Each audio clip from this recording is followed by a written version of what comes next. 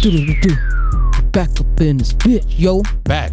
Whipping the hand, wearing our mask and washing our hands. Cause COVID, corona up and through this town. Need it. Spray this bitch on down. Ooh, we are back. We are back. This is your Commish, COVID survivor. I'm going to talk about it later. Tremendous G-Vibe. Along with Jay Sway of the GVO Originals. We are here. Week 10 recap, week 11 preview. Yeah. Got to get on the soapbox to open it up. Got to. Explain why the fuck we weren't here last week. Thank you for everybody that sent thoughts and prayers and shout outs and was asking about the episode. But yeah, motherfucking Commish got COVID.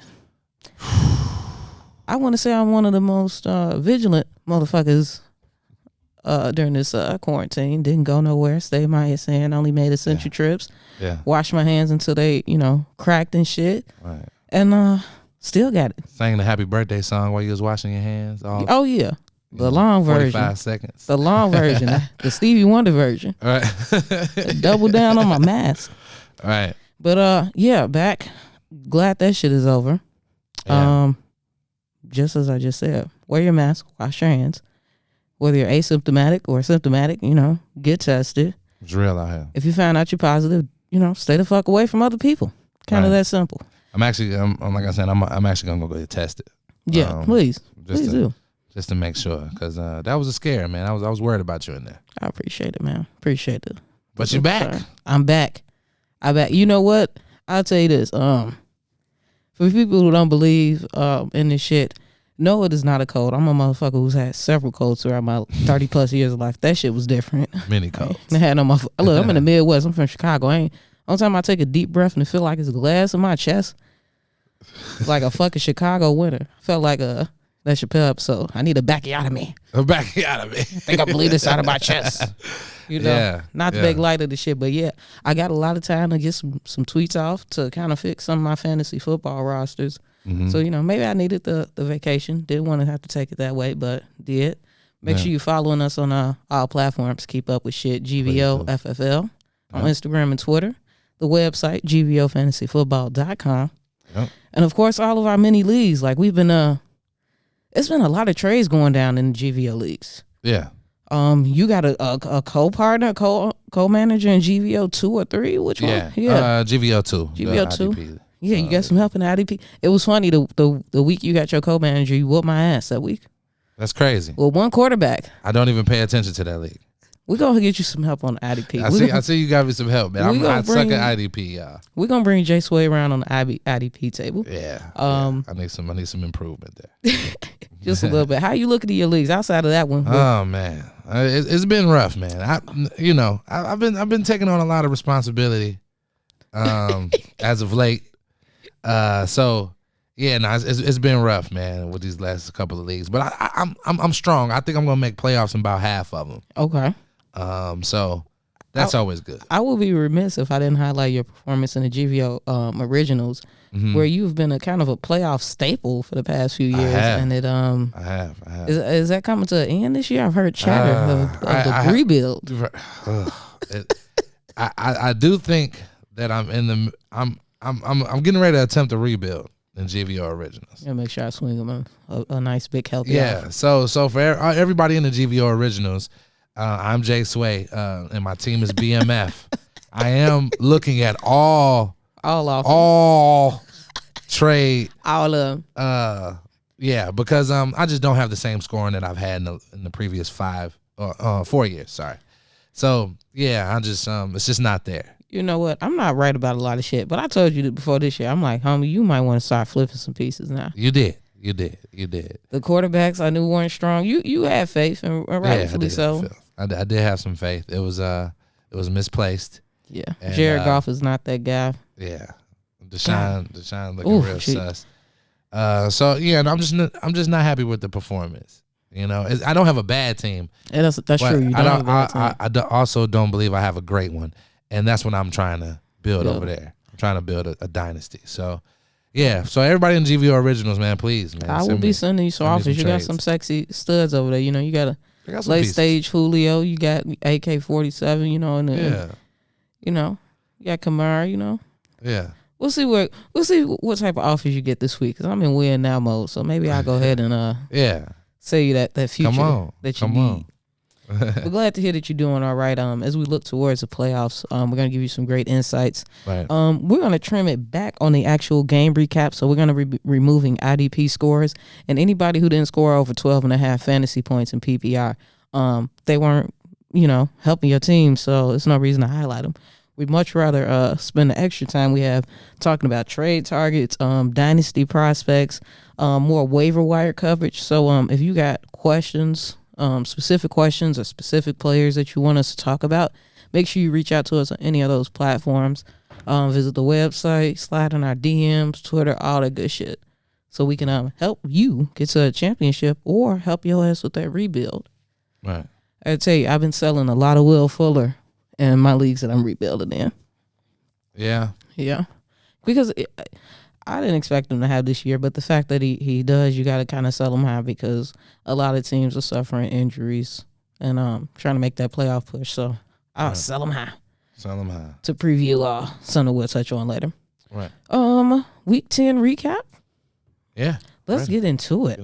I want to start off, if we may, with I think the upset of the week. The hapless New England Patriots over the Baltimore Ravens, 23-17. It's crazy. And I snatched the chain off of Baltimore's neck last week, T.I. style. Yeah. The fucking sky is falling. This is not a game that they should have lost on any. At all. Like, there's at all. New England hasn't done anything well this year. Run the ball, pass the ball, special teams, defense. Half the defense quit before the season started. Yeah, they've been real.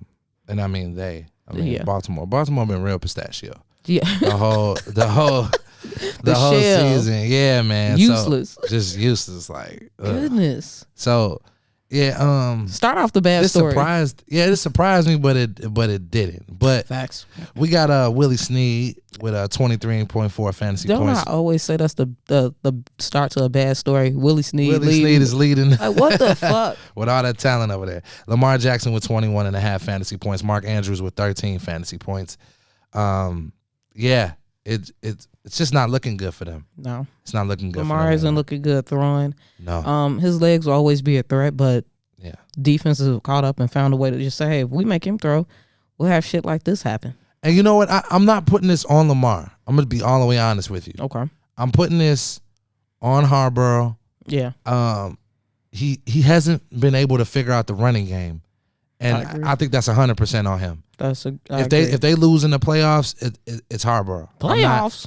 Right. Yeah. Yeah, it's 100% on them. I agree. I don't see anywhere else that they need to improve immediately except for that running game. And I feel like in the 10th week of the NFL season, they should have been able to figure something out, especially with the talent that they do have. I agree. Let's just put it this way: in leagues where I thought Hollywood Brown would be my low end wide receiver 1 or upside receiver 2, I am not making the playoffs because me as well. Me as well. On the New England side, again, start off a bad story. Rex fucking Burkhead with 22.6 fantasy points. Why? How? Come on. Cam Newton with 16.8, and Jacoby Myers looking like the better quarterback on the team with just under 16 fantasy points. He, that wasn't just like one of them trick plays. I think I actually dropped that ball in a bread basket for Rex Burkhead. Yeah. Honorable mention, Damian Harris had a nice performance this game. Didn't get any touchdowns, so it didn't kind of ultimately help you. Like we said, he didn't clear the 12.5 point threshold. Mm-hmm. But he looked better. He is clearly the lead back in New England. Although they like to work in both James White and Rex Burkhead. So I don't know who has the best fantasy football value week to week. You just kind of got to roll the dice, which has been something New England historically has done. So hold on to both Harris, Burkhead, and White if you got them. But definitely trending up for Burkhead and Damian Harris. For sure. I don't know what to say about Jacoby Myers or Cam Newton, other than you probably don't want to be starting them if you're trying to win games and make a playoff push. Yeah. But that was that. The game of the week. The play of the year, in my opinion. To be honest. Arizona Cardinals 32 over Buffalo 30 in a truly exciting game that finished like 2 touchdowns by 2 of the top fantasy wide receivers in the last 35 seconds of the game. Mm-hmm. Had Buffalo march down the field. Josh Allen threw a nice ass throw to Stephon Diggs, who had 25.3 fantasy football points. Yeah. Caught that shit in the quarter of the end zone. You're thinking the game is done. Josh Allen, 27 fantasy football points. Cole Beasley just shy of 28 points. Buffalo did what they needed to do to win. But Kyler Murray and DeAndre Hopkins, magical. Kyler Murray, it's a symphony. To me, just him escaping the sack on that play, yeah, dope as shit. Right. Dope as shit. And to roll out and just launch that baby. Like, and D-Hop with the BDE award. Oh, yeah. You seen what he did with that ball. Yeah. For right. The BDE is the Big Dick Energy Award. Yeah. That's definitely going to D-Hop for going up there in what, 3 defenders? 3. Producer, put the clip on the screen here. Because and we 3 defenders and grabbed it in the end zone. That's Big Dick Energy. Yeah. And we're not talking about like scrub ass defenders. We're talking about Tre'Davious White. Yes. Perennial top 5, top 7 quarterback. Yeah. Jordan Poyer, top 5 safety. Yeah. I forget who the other guy was, but it was like they had their best guys over there. Yeah. And Nuke just went up. Yeah. And when he went up, the way he went up, it was like, nobody else is getting this. I got this. It was literally like they were practicing. Right. Beautiful. Poetry in motion. Yeah. Great game. Great game. Catch of the year. Arizona lost last week, but I wasn't going to give them to Miami, correct? Yeah. The week before. Yeah. We weren't here to cover it, but I was going to actually come in here and say that I don't put too much tax on that loss. Arizona's a sleeper team, man. Super. I don't even know. And I don't even know if they sleeper. Yeah, they're not a sleeper anymore. But I mean, they might be a sleeper when it comes to the NFC. Like, no one's seen Arizona coming this year. Right. So I don't even want to call them a dark horse or anything like that. I think dark horse is a good name for them, just because, like you said, like you saw the talent that was there, but you want to see what Kyler take that step forward. How they would fold DeAndre Hopkins into the offense, and just see if Cliff Kingsbury was going to be a better play caller and overall coach this year. Right. And they, when you say like, okay, they lost to a Miami team that's surging right now, so Miami is a lot better than we anticipated for them. They're going to be a playoff team this year. Right. They beat Seattle, who at the time we thought, punched their ticket into the NFC Championship game. And Seattle, we'll talk about them later, kind of falling off the wagon just a little bit. Yeah. So, I definitely think Arizona is going to make some noise in the playoffs. And if they're a team I don't think you want to face, because they have an explosive offense, and they have the one thing that Seattle doesn't have, and that's a very good defense with upside. Right. So, yeah, no, Arizona's very scary going forward. I'm excited for them. They're going to kick off Week 11 playing against Seattle. So that's going to be a good game on Thursday night. We hope. Fingers crossed. I hope they don't have that Thursday night bullshit. Right. Next up, Tampa Bay having a big bounce back after they got their ass smoked by New Orleans the week before. Right. And beat up on their NFC South rival, Carolina Panthers, 46-23. Carolina, again, kind of, underperformed, but gave us, some okay fantasy performances. DJ Moore came alive with 19.6 fantasy points. Teddy Bridgewater got injured in this game. Just came in under 20 fantasy football points. Just meh. Yeah. Wasn't a big game from Robbie Anderson. Wasn't a big game from Mike Davis. I think they kind of performed the way you expected, given what we think about Tampa Bay's defense. Right. Tampa Bay didn't look great against New Orleans, but that was fucking New Orleans. Yeah. So hopefully better days and offensive performances from the Carolina Panthers. But, yeah, they're kind of, with McCaffrey out, you just kind of see that offense kind of just trying to get by. And their best isn't always good enough, unfortunately. Yeah. Tampa Bay, they do this up and down thing. Shout out to Ronald Jones, man. Ronald Jones really just been putting it up. And, he's been looking Chris Carson-esque. With just not trying to go away and not trying to die. So, yeah, man, shout out to Rojo, man. He's doing his thing. Mike Evans a beast, of course. Man, when Tom gets in that mode and everybody clicks with him, it seems like, Tom is playing, when they do lose, Tom is playing to effort that the team is, I guess, expelling on the offensive side of the ball. Yeah. But man, besides a couple like dumb penalties, man, Tampa Bay played a great game offensively, man. So, yeah, man, this is what we're gonna expect from Tampa Bay. I keep saying Tampa Bay. Why that's what they are. Y'all keep making me the say marketing is work. Tampa Bay. It sounds so That's stupid. what TB12 wants you to say. I know, man. It's Brandon. They got me. Got you. They got me. But yeah, man, Tampa Bay is going forth, man. We gotta start on them. I agree with you. This is the ceiling, and this is what the reason you drafted Mike Evans, Chris Godwin. For sure. And if you had Antonio Brown, this is why you're holding them, because this is the absolute ceiling for this team. When everybody performs, like you said, it's double-digit days for everybody.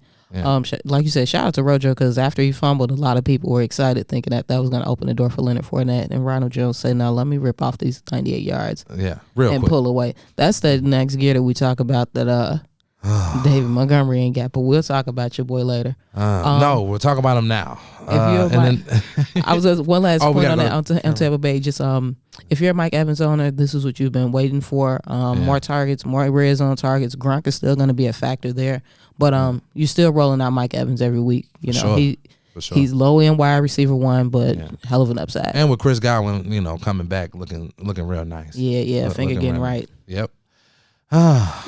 Here we go. I'll let you have it. Minnesota with the Monday night game. Minnesota 19, Chicago 13.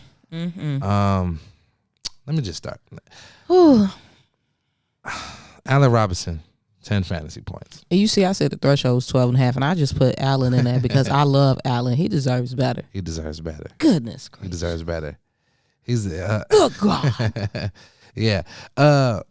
It's rough, man. Bears Nation. It's rough. But this is what we needed. We needed all hope to be gone for us to really start this rebuild, man. It didn't work. We put together a great defense, y'all, but you need offense to win games. You need offense to win. We can't just put $1 million on the defensive side of the ball and think that we're going to walk away with a Lombardi. It's just not going to work. It's not going to work. All right? I love the Mac trade, even though looking back in retrospect, I feel like we lost. To keep it all the way real. It's just even enough for us to take the L. I'm going to just say that. With everything that the Raiders got from where we would have been picking at to right now.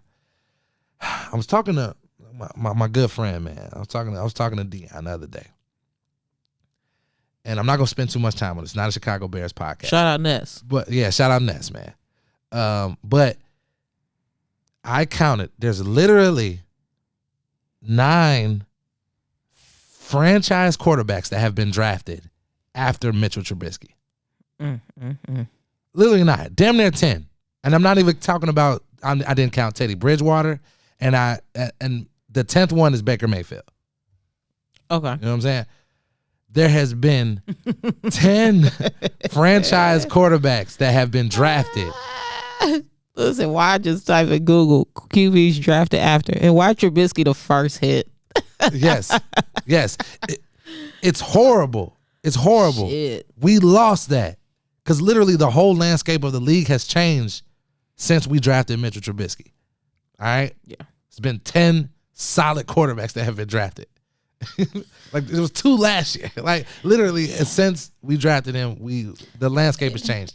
Now, deeper than that, we have no talent around, and we have some very, very shaky, and when I say no talent, we have no speed or no threats besides Allen Robinson. I know that everybody's saying, oh, they like Cordell Patterson. No, Cordell Patterson is not. No. He's not the answer. You guys don't have a quarterback for the type of speed you got. Like, you need somebody that's accurate with a big arm. Saying. That's what I'm saying. And nobody. But we also don't have the play calling to even match. Yeah. We cannot run the ball. Like, I'm looking at all the deficiencies that we have. Like, with y'all O-line, why do you keep taking so many deep shots? Like, you don't have 7 to 8 seconds to set up anything to Anthony Miller or really Darryl Mooney. Yeah. Use a speed over the middle. Allen Robinson always seems to be open for some fucking reason. No, he's not. He's just that good of a receiver.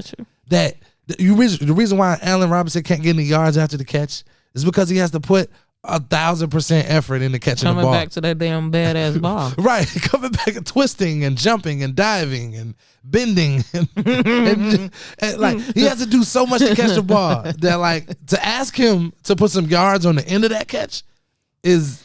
Are you not entertained? Right. Yeah. Exactly. Real shit. So I'm not going to spend too much time on this, but my Bears Nation, we needed this. We needed all hope to be lost. So I don't think all hope is lost, though. It is. Not yet. There's too many deficiencies. Gee, look at this game. Look at this game. You guys only lost by 6. Minnesota is a horrible football team. I'm not even going to. No. They're horrible. Literally. They have talent. They have Dalvin Cook. They got Jefferson. They got Thielen. They have talent. They're not great at anything except Dalvin Cook. Yeah. That's it. And that's just talent. Dalvin Cook would do that behind any offensive line. Dalvin Cook's that good. Not the Bears. Yeah, maybe not. I'm kidding. But we have too many deficiencies. That line, our running back situation, our quarterback situation, our play calling situation, our wide receiver deep threat situation. Yes, exactly. You know what I'm saying? Bust the screen situation. Yeah, like, and I don't even... got Cook, G. Thielen cooked the shit out of his ass. He put his ass in a blender like... And bust the screen. We need to get that guy out of the league. He has a great name, and I love the locks. But bust the screen, you can't cover anybody. You literally have been burnt. He's a bum. Yeah, he's been burnt. He's been burnt that I can recall this season 5 times. Easily 5 times. Just bad coverage. And quite frankly, I'm sick of it. So I'm washing my hands of this season as a Bears fan. I'm hoping that we tank. I'm hoping that we could try to get what? I don't even know if the kid from Florida is coming out, man. Is my quarterback from Florida coming out? I don't know. The guy that's in for the Heisman. I'm drawing a blank here, y'all. Y'all know who I'm talking about. Y'all got Google. Go ahead. Y'all not getting in them top 5. No. We don't need to be in the top 5. Trey Lance ain't going. You don't have a shot at Lance. You don't have a shot at the kid out of Fields. Yeah, we don't got a shot at none of them. Yeah. We get it. Trevor Lawrence. No, we know that. We trying to get just somebody who can throw the ball and could just recognize a defense, could read a defense. I'll take that. Give me an arm. Give me somebody who could throw left. Y'all should get Kirk Cousins. Oh my God. Look, we've given Chicago all they needed. Switching to Minnesota side. Switching it up. Kirk Cousins came in nicely, got his first win on Monday Night Football against a really good, actually bordering on great defensive performance, and got just shy of 18 fantasy points. Dalvin Cook on a bad day still gave you double digits, over 15 fantasy points. He didn't look good running. Y'all did what y'all needed to do. Monsters of midway, but just not enough to contain the receivers, which I was surprised at. Justin Jefferson over 100 yards, really just to me the number 1 rookie wide receiver out of this class with 21.5 football points. Adam Thielen again. I think his first touchdown against the Bears in like a decade or some shit. Yeah. Came in over 20 fantasy points. Yeah, great touchdown, by the way. Yeah, excellent touchdowns. Great day for Minnesota. This is probably one of their tougher defensive matchups, and you still saw a strong day. I don't think this is an indication of things, going forward with Kirk Cousins. I don't think you really want to start him even in a 2 QB league, but I think this is Justin Jefferson's floor because this is an excellent defense, and he found ways to get open. I'm looking forward to Justin Jefferson the years to come. I really am. Same. Going forward, man. Pittsburgh over Cincinnati. Ooh.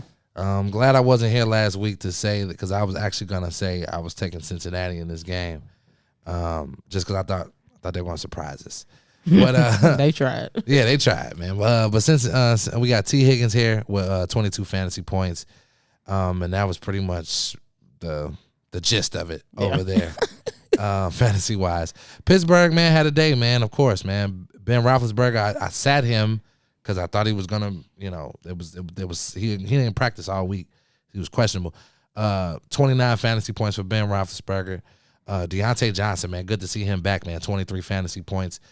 Juju with 22 fantasy points, and Chase Claypool with 21 fantasy points. Whew. What can I say, man? That's what you love to see. That's what you love to see. Only name is you would have liked to see James Conner get in double digits, but when you got 3 wide receivers that put up those types of numbers, it's hard for the running back to get fed to. Can I say it, man? Do it.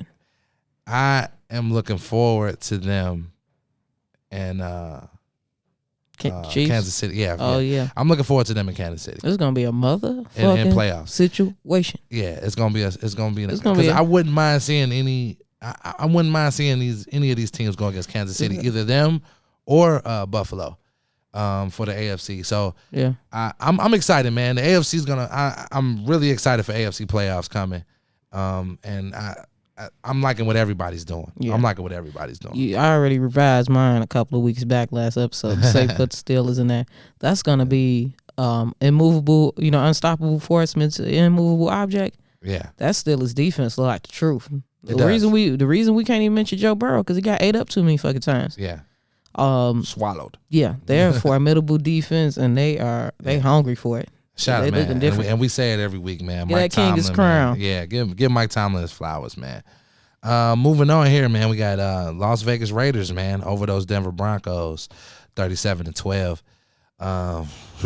Nobody on the Denver side we need to talk about. Shit blank. You want to try to see if it was something. Don't even make nothing up. They're fucking fucks. Nobody over there is relevant. I'm sorry, Jerry Jeudy, that you had to, waste your rookie season with this bullshit. Your boy Buzz Lightyear is not that guy. He got his ass injured again. Yeah. You know what? They say those who do, those who cannot do teach. And I think it works reverse. Like, if you are a great quarterback, maybe your ass shouldn't be evaluating quarterbacks, John Elway. This motherfucker, except for getting Peyton Manning when this motherfucker was looking for a home, he ain't hit on shit. Get that motherfucker. I mean, get him the fuck up out of there.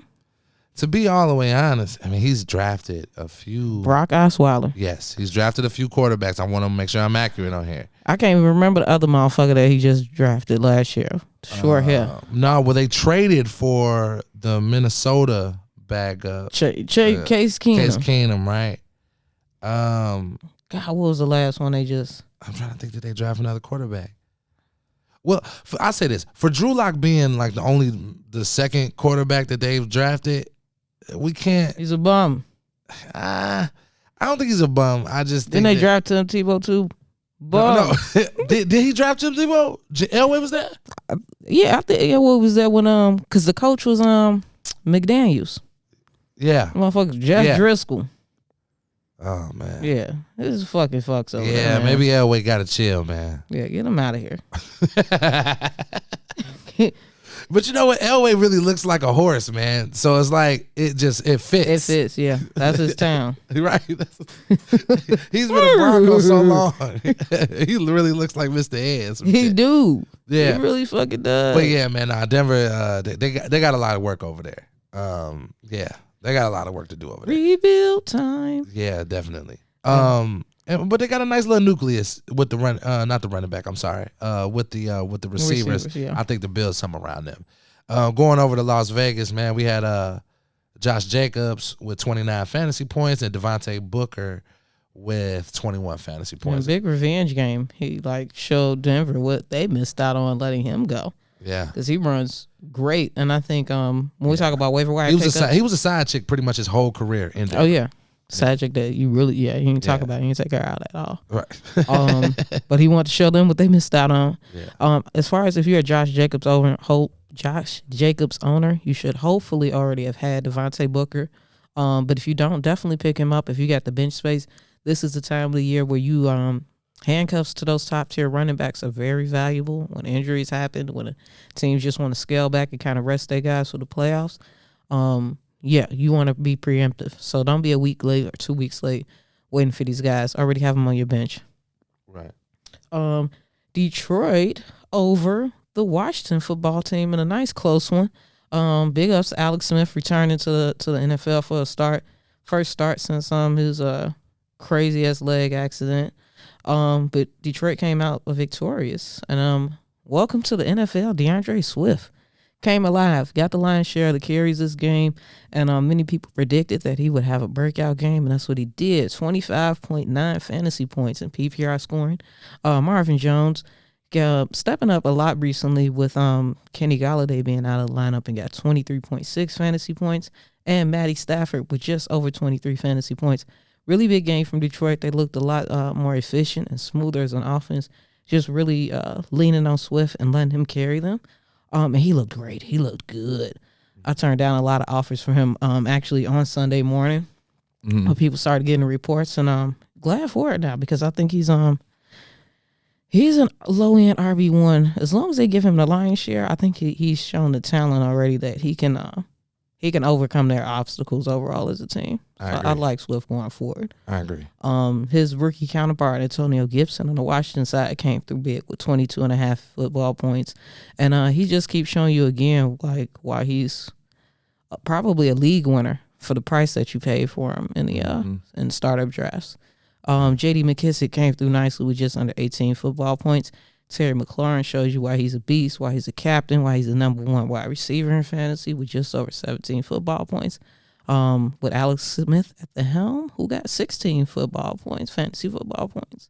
And I don't know. I don't know. A part of me wants Haskins to get back in there, but I don't know why, because Haskins hasn't, made everybody else look better the way Alex Smith and a combination of Kyle Allen. Yeah, there's something missing there. Oh, it's a lot. Yeah. There's something missing there with I just thought Washington was just like a really bad team or whatever. Yeah. No. They were actually in this game. They only lost by the field goal. Walk-off field goal too, I believe. Yeah. But yeah, no, Dwayne Haskins, I think that he needs even the college Ohio State Urban Meyer even said that he needs to be in a different system. It's just that system doesn't complement his what he likes to do well, and that's just what it is.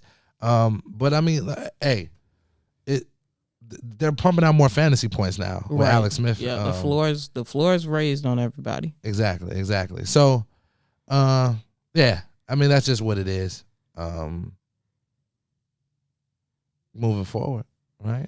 Cleveland. I'm really looking at the score. I'm like, yo, this was really the score? Yeah. Cleveland 10 over Houston 7. I'm sorry, I paused. Yeah. What? I was going to say, are you a better? That's the same thing bettors, degenerate bettors, myself included, did when we saw Nick Chubb run out, 1 yard out from the end zone. Oh, that was that game. That was rough. Point spread 3.5, and we see what the final score was. Right. And this is really an ugly game from a fantasy standpoint. If you own Baker, if you own Jarvis Landry, if you started out Rashard Higgins, if you thought one of the tight ends would be valuable, nothing.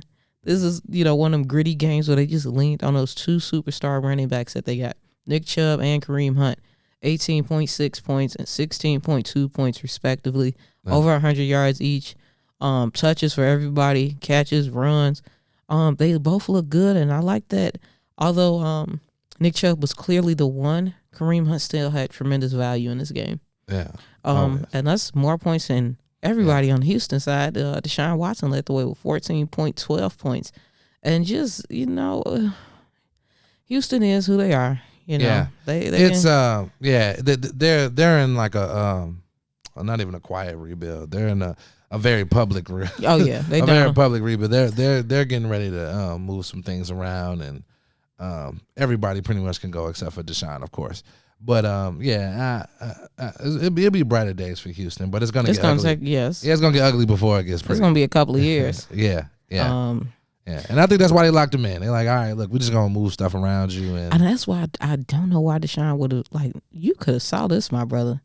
Yeah. As soon as Nuke went, you couldn't pay me. The only reason why we say that is because we really look at Deshaun differently, and I think Deshaun is he's a good quarterback, but it's not. He's not enough to take over a game for the Houston Texans. He needs the right pieces to be in play for him to. I mean, he can't do what Aaron Rodgers is doing right now, or what Aaron Rodgers was doing without Devontae Adams. Right. You know what I mean? Like turning shit into sugar. He's just not that quarterback, and that's okay. I mean, it's only 3 or 4 quarterbacks in the league that can do that. So I think they're gonna just experiment for a while and see exactly what they could do with Deshaun in order to get him back where he needs to be. Yeah. Because the one thing you hate to see, and it's starting to smell a little Andrew Luckish in Houston, as a Colts fan. Yeah. You just don't want to see a quarterback get so broken down mentally and physically. Because now the losses, like Deshaun Watson is a perennial superstar and winner at every stage of his career. Yeah. Now you getting fucking 10-7, and they really could have got shut out in this game. Yeah. I just don't want that shit to go to his head or his heart too much. Right. And you don't want to see the regression because you don't have a fucking play caller, you don't have an offensive scheme, you don't have a quarterback coach that's really going to get the best out of him and optimize him. Mm-hmm. So hopefully better days for Deshaun Watson, but I don't see it. Staying in the AFC South, my Colts victorious in a big way. I hate it when I say that. I know. 34-17 over the mighty Titans. Ooh. Derrick Henry. What? Ryan Tannehill. Who? AJ Brown. Huh? Yeah. Huh? We never heard of her. Say what? We never heard of it. Nobody. There's blank. Nobody on the Tennessee side cleared 12.5 fantasy points this week. So sorry, not sorry. Naheem Hines did what? 28.5 fantasy football points. Michael Pittman Jr., welcome back, young rookie. Just shy of 20 fantasy football points. And even old man piss poor Phillip Rivers, 16.32 fantasy points. And we looked good. All that defense looked so sweet. We knocking people down, stripping balls, putting fear in the defense on the opposing offensive heart. And just, one of the engines, offensive powerhouses, quote unquote, of the NFL got what? Shut the fuck down by my Colts. I don't need to brag on it too much longer, but we came in and did what we needed to do, and arrow turned out for my Colts. It was a great performance. Okay, moving on. We had the hater. The Green Bay Packers fall to the Jacksonville Jaguars. 24. No. I got that. They should have fell. My bad. Yeah. No, they lost. I mean, they won, right? Yeah, they won. Yeah. Green Bay won, 24-20, my bad. Okay, yeah. I'm about to say, damn. It was close, though. They should have lost. Hey, I'm like Ron Burgundy. I just read what's on the prompter. All right? We had Keelan Cole on the Jacksonville Jaguars side with 15.7 fantasy points.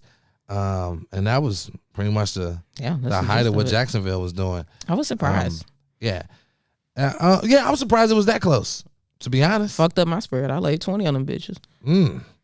Aaron Rodgers, of course, man, 25 fantasy points. Marquez Valdez-Scantling with 24.9 fantasy points on my damn bench. And Devontae Adams with 18.6 fantasy points. Aaron Jones showed up, of course, with 14.5 fantasy points. Is the MVS, is this real? I don't want to. I can't believe in it because of how inconsistent. Like, we've seen this from Marquez before. Yeah. We know he's super talented. But he doesn't drop shit. It's just he doesn't get the ball thrown to him. So is this trust from Aaron? That's exactly what it is. They even quoted Aaron Rodgers. It only took 3 years. They even quoted Aaron Rodgers during this telecast. They were saying, like, what did he say? When they say they don't really have a true number 2 out there because it's not anybody he can really rely on with consistency, whether it's injuries or performance. And they says Marquez doesn't lack anything but confidence. Ooh. So when your quarterback says that you lack confidence, that means that he don't feel like if he throw the ball and give you a chance that you're gonna go up and be a dog and take it. Yeah.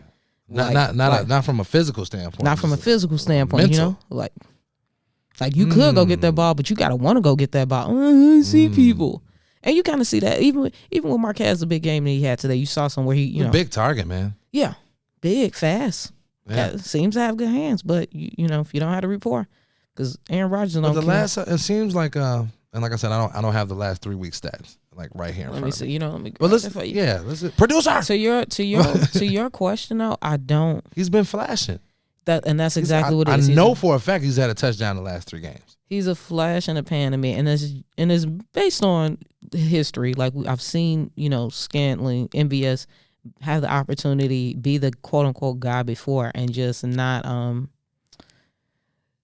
just put it all together and be consistent. Like he'll have these blow up games, like 25 plus fantasy points, 100 plus yards, long touchdowns, and then go 3 weeks where he gets you like 3.8 points or some shit.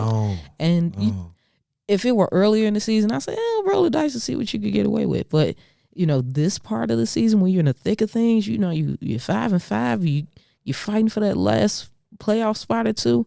Yeah. I just, I would hate for somebody's, historical numbers to pan out. And it's like, well, see, I told you so, Let me get week 9. Yeah, double digit back-to-back weeks. Yeah, coming off some long plays. And, you're glad to see him doing that with, 17.3 in week 9. You like seeing him do this when, especially in games where Devontae Adams is going crazy, because it kind of lends more credence to your claim, like, hey, maybe we could lean into this. I'm just scared too. Yeah, I am too. Afraid. And I'm an owner of MVS. A long time owner. I would say personally, if I had him, which I don't have him in a lot of leagues, but if I did, I would be selling high. Yeah. Ship him off to somebody who wants to believe. Oh, you hear that, GVO Originals? Come and get it. Come and get it. Week 8, to your point, he got 2.3 fantasy points. So right. Yeah, up and down. But sell him if you can. Hurry up and sell him. Another surprise game, in my humble opinion, Los Angeles Rams upset the Seattle Seahawks, who are on a slide. What the fuck?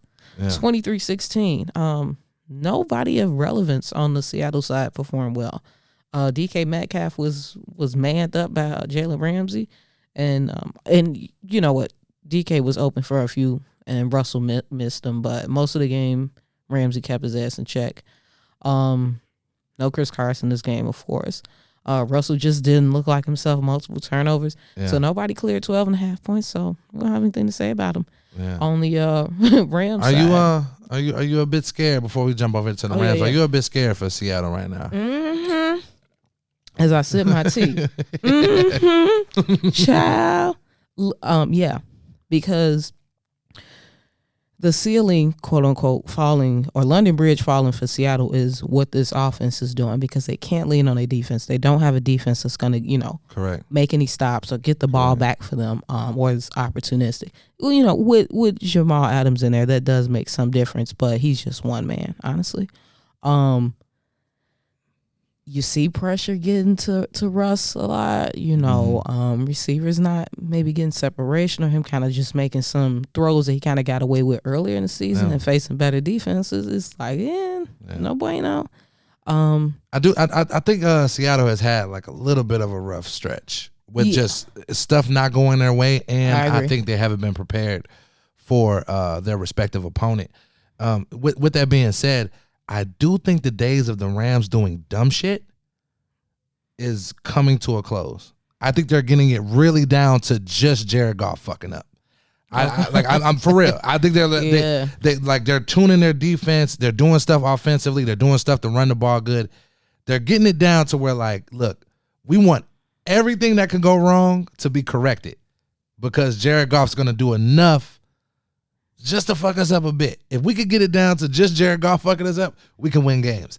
And I think McVay, that's KYP, man, just knowing your personnel. And I think that McVay's doing that at a very, very high level, under the radar.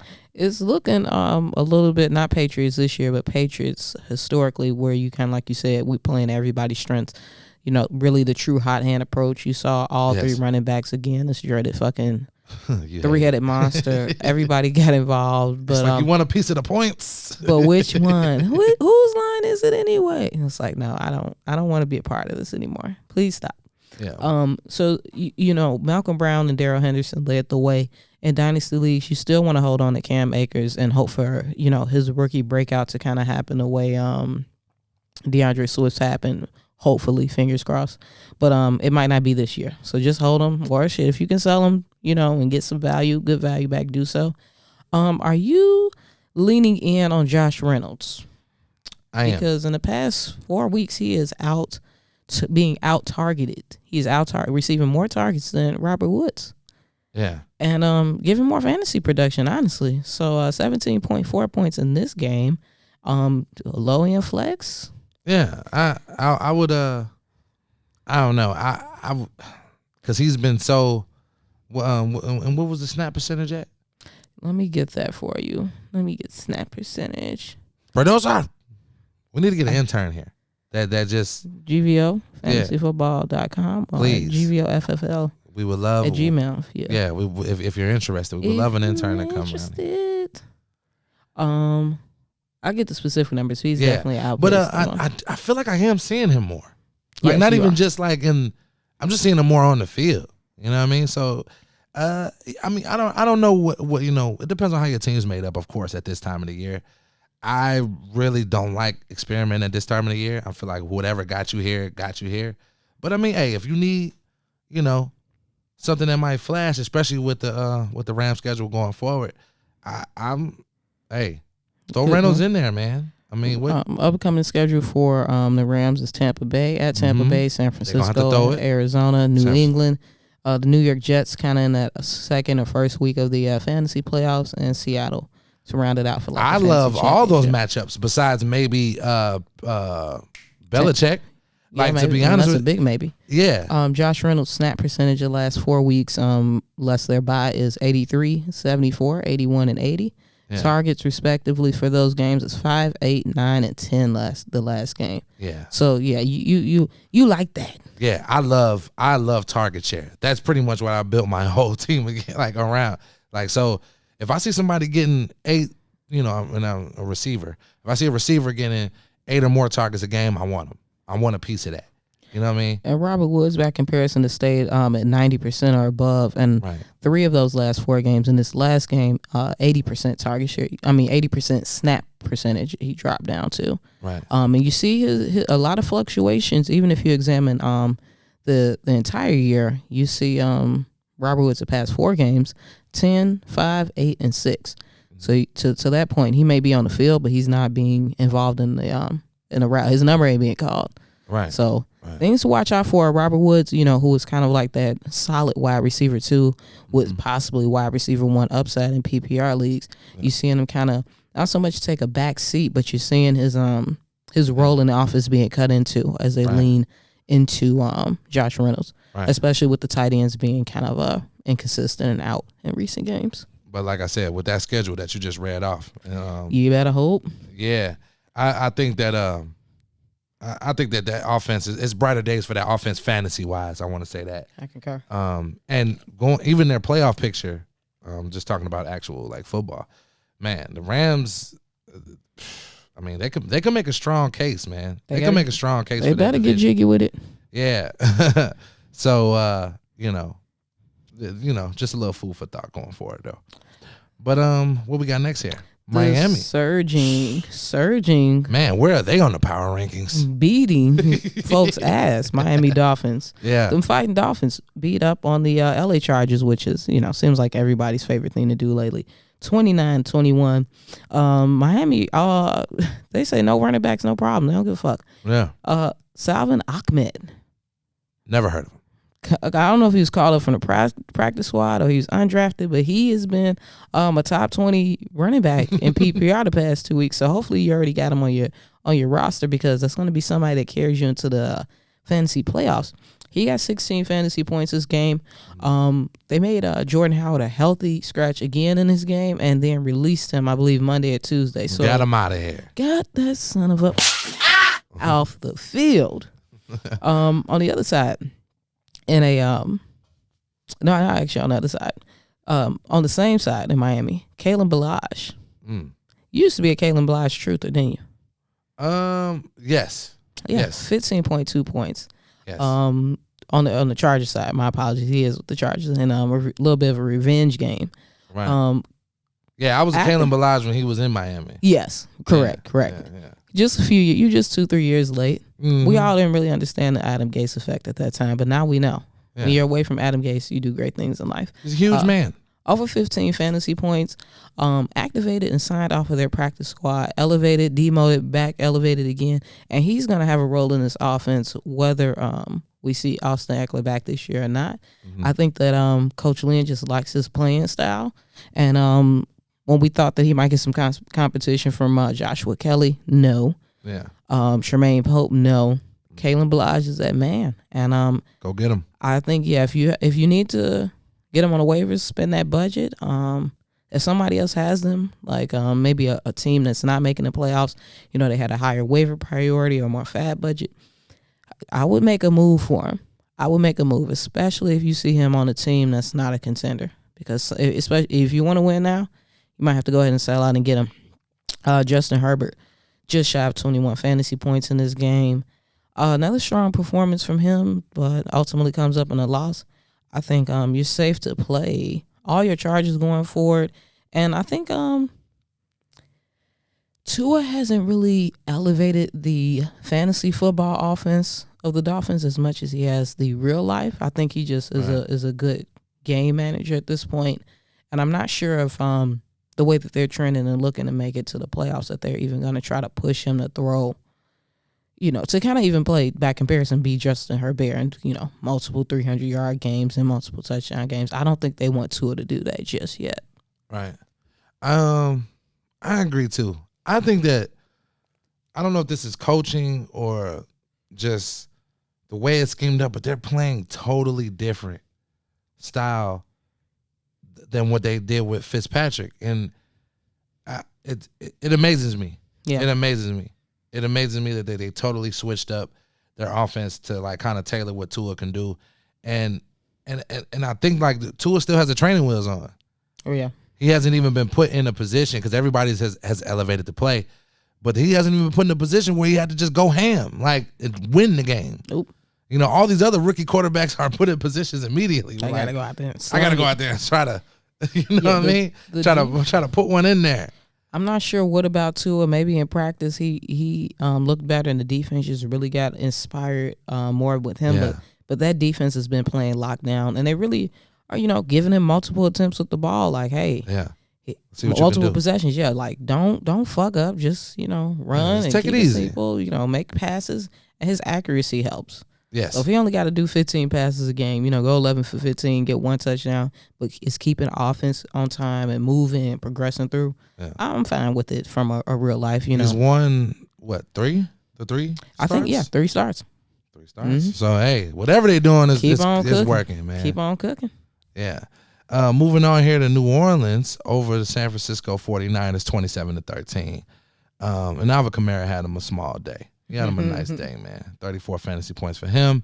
Brandon Ayuk, man, I really like this kid. I really just want to see him get the ball from a quarterback. Like, yeah. But 19.7 fantasy points for Brandon Ayuk, man. And he just looks dangerous. I like him. I don't know what year. What is he? He's not a rookie, right? No, yeah, he's a rookie. He's a rookie for real? Mm-hmm. Damn. I was gonna say I want to see him somewhere like just in a system where like it's a pass system because I like him. I actually liked him in this offense. That's why I drafted him in a lot of the leagues because I'm like his speed is so good. Like I could just see him like just catching these fucking jet sweeps. Just pitching like, okay, we faking the most and pitch it to this guy. Mm-hmm. I thought the 49ers. I thought Shanahan's scheme was a perfect fit for Ayuk. I thought he and Debo were gonna be some big bullies. Just catching the ball at the 5-yard slants and fucking taking it to the house. Yeah, injuries, yeah. I don't know who the fuck the 49ers pissed off in the Cosmos, but shit, pay him. Yeah, I want to know what that stadium was built on. Talk about it. Talk about it. The patriarchy. Yo, they owe somebody. They got some bad juju over there, man. For sure. Brandon Ayuk may be coming back not Brandon Ayuk, Debo Samuel, my apologies, should be coming back this week in week 11. I don't know how much of a difference that's going to make just because Nick Mullins is still going to be at the fucking helm or CJ Beathard, whoever they decide to pull out of theirs. But I think you start both of those guys just because of the offense is going to be either no pass or quick tosses and passes, short slants to them. So I think that they have some potential, but you just want to be mindful of the matchup because they're going to always be down. This San Francisco team, despite their best efforts, is just meh. Yeah. Alvin Kamara does what he needed to do. Big news out of this game was Drew Brees getting probably that might be the last game he played this season. Because we had 2 shifted ribs. 5 in total. 5 cracked ribs and a punctured lung. Yeah, a punctured lung. Or as they say, collapsed.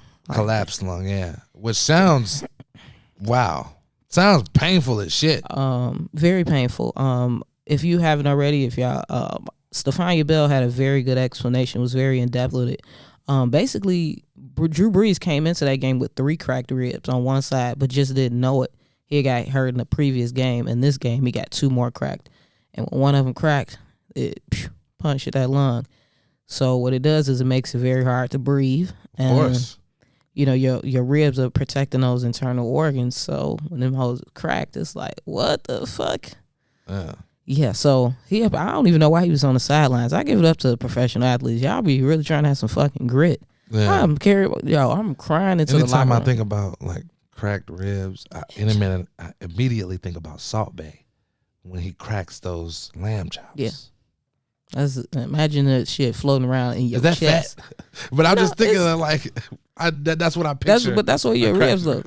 Right. Like a rack of lamb. Yeah. Like, that's what I'm saying. So when he cracks it with his hand, I'm like, I've never been that hungry, but now I'm thinking about it now. I'm not going to say I see it, pull a straight bone out. Right. That's some good eating.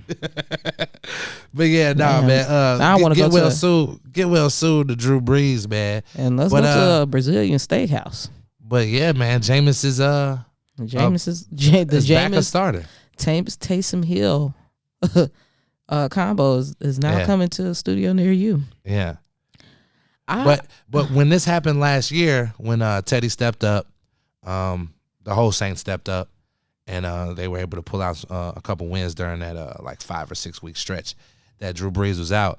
But good thing for Alvin Kamara owners, they're gonna take Taysom Hill out of all that dumb shit that he does. That you hope they are, because they're gonna need him. You know what I mean? He's the only other like a quarterback he's there. Gonna be the backup. So like last year when Teddy was out there, Taysom Hill totally disappeared because they needed him just in case Teddy went down. But Teddy and Jameis is like polar opposites. Like when you think of like the good child, like that's Teddy. He just come in the house, wash his hands, his homework. Hey, Jameis got LASIK. Jameis threw a pick in this game.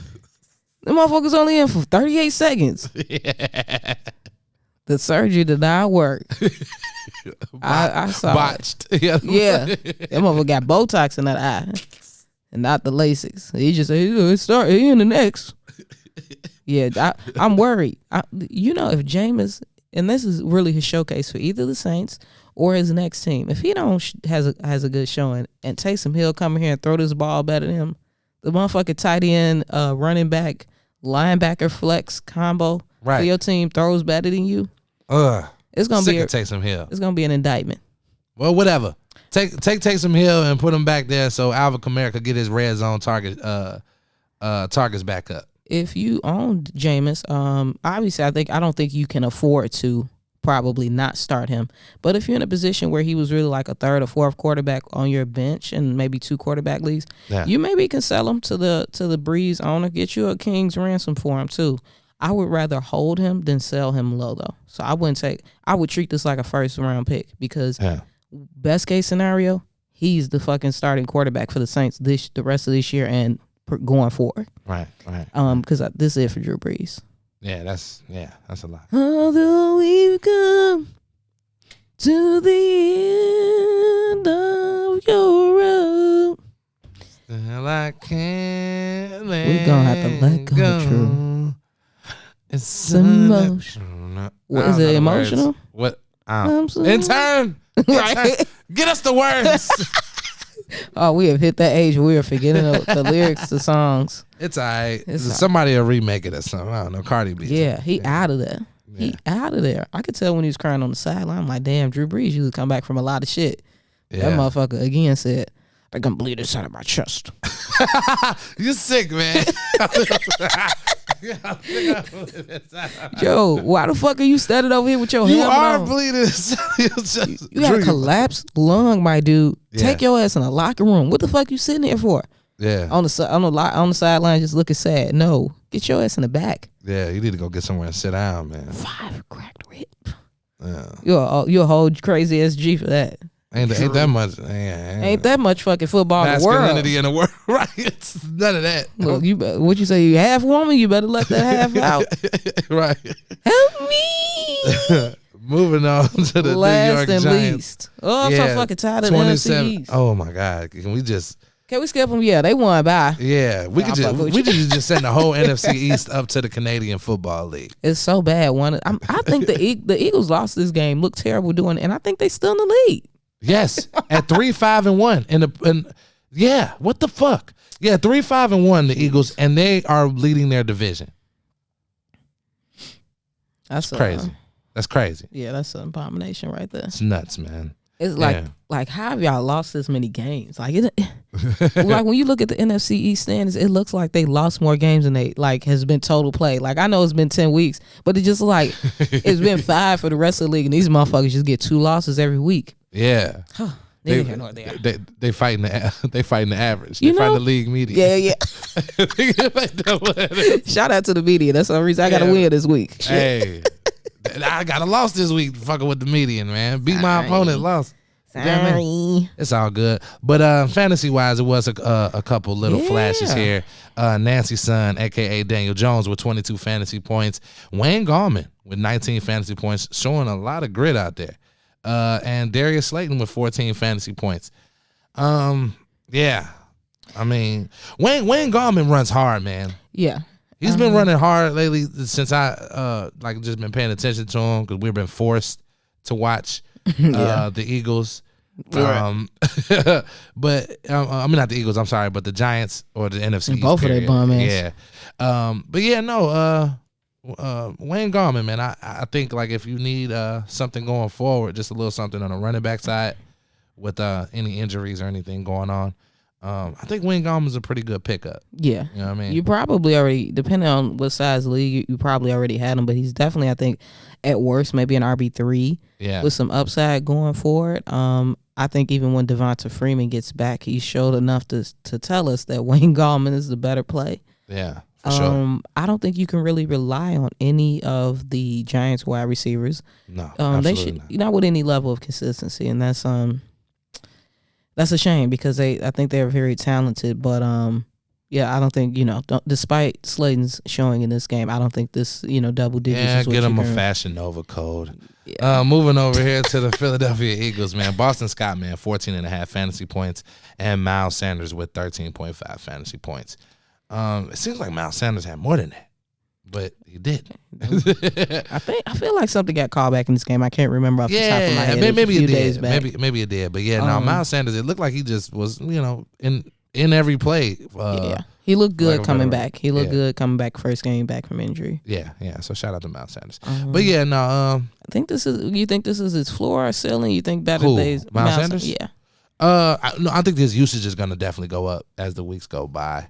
But what about that offense? It's gonna be anything. Yeah, it's just like he get 100% of nothing. Right. It's so stale. So Carson Wentz is not that man. We keep seeing it. Not at all. The regression is. But I mean, they're leading the damn division. Because even with the loss this week, the division is shit. Yeah. This was the first game. And Daniel Jones literally did the same thing he did to him a couple weeks back. And that motherfucking RP like. Y'all don't know that this run play option? Y'all don't know that he can run? Yeah, get him going this way. And you want to hit that gap. And this motherfucker got a lane.